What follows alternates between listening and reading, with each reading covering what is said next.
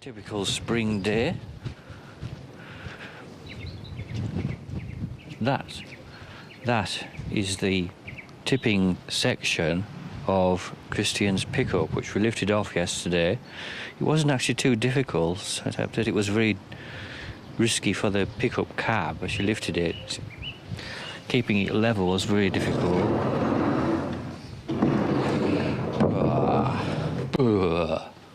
Right. So what happened here? I should have had my torch thing, really.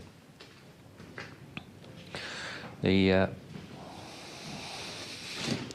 under there, we thought that the diff was locking up because it would just say stop on the road, and you could only free it off by reversing. But when we got it in here, I had a look in there, and it all looked good. And so then he came back to the brakes on this side, and that is the remains of the drum shoes. They aren't in a very good condition. That should have an extra layer on it, but it's missing. Because all these little bits were going round and round in there and jamming it up. Plus there was another thing to do with the handbrake actuator. It's missing because I've taken it to get a spare. That was all bent over inside, so it was that was jamming it, which is good really, because the parts to fix this were about £200, 198. They've just priced it up. Whereas if that diff had been to refurbish or replace, you'd be looking at more like 1,000. Look at outside. Oh God.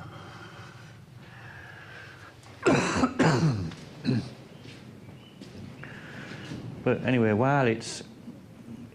Let's look inside. Keys are in and everything. Coat. Sandwiches, uneaten.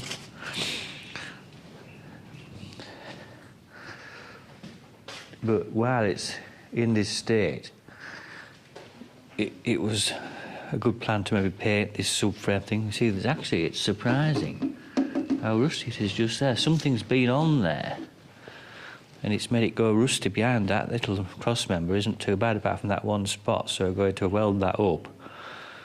And while it's here, he wanted a tow bar on it. I don't know really how much you should be towing with it, but obviously it's very useful to be able to tow. So that's going to be attached tomorrow as well. So there's a couple of days' work here, and it's Friday today.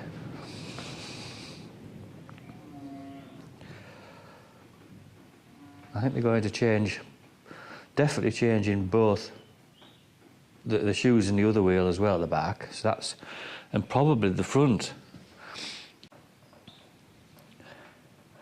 But it was quite lucky, just to say if it's in here, the only thing I have to do is just put something on the aerial. It's quite low in here, it's a bit annoying, but it was never intended to be a vehicle fixing place. This is the old milking parlour, which we refurbished last year. It was just finished about this time last year. It's had a digger in it, which wasn't mine, refurbished. The pickup, not mine.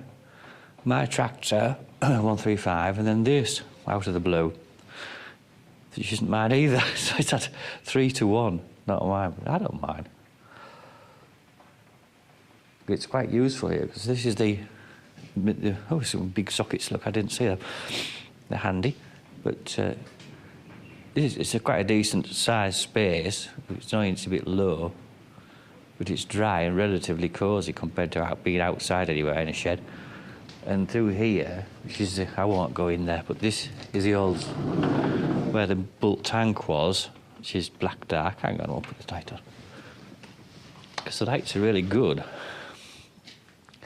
And we've got the sort of workbench type stuff in here and tools. Which again, it's not really, well, it is finished, but only barely.